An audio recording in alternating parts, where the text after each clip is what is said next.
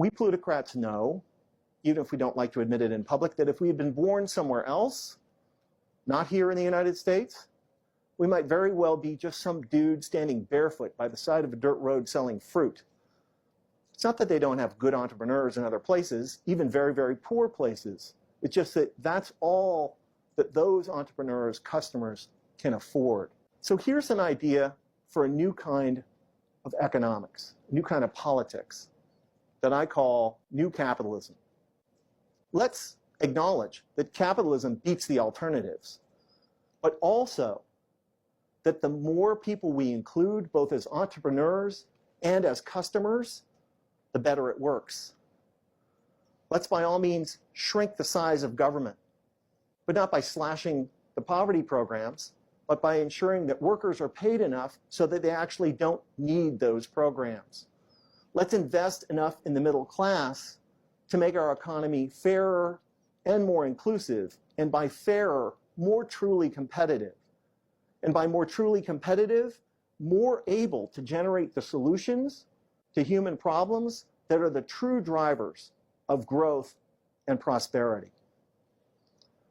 Capitalism is the greatest social technology ever invented for creating prosperity in human societies if it is well managed. But capitalism, because of the fundamental multiplicative dynamics of complex systems, tends towards, inexorably, inequality, concentration, and collapse. The work of democracies is to maximize the inclusion of the many in order to create prosperity, not to enable the few to accumulate money. Government does create prosperity and growth by creating the conditions that allow both entrepreneurs and their customers to thrive. Balancing the power of capitalists like me and workers isn't bad for capitalism, it's essential to it. Programs like a reasonable minimum wage, affordable health care, paid sick leave, and the progressive taxation necessary to pay for the important infrastructure necessary to the middle class, like education, R&D. These are indispensable tools shrewd capitalists should embrace to drive growth, because no one benefits from it like us. Many economists would have you believe that their field is an objective science. I disagree. And I think that it is equally a tool that humans use to enforce and encode our social and moral preferences and prejudices about status and power. Which is why plutocrats like me have always needed to find persuasive stories to tell everyone else about why our relative positions are morally righteous and good for everyone. Like, we are indispensable, the job creators, and you are not.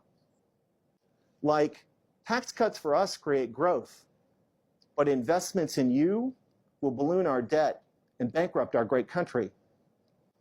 That we matter, that you don't.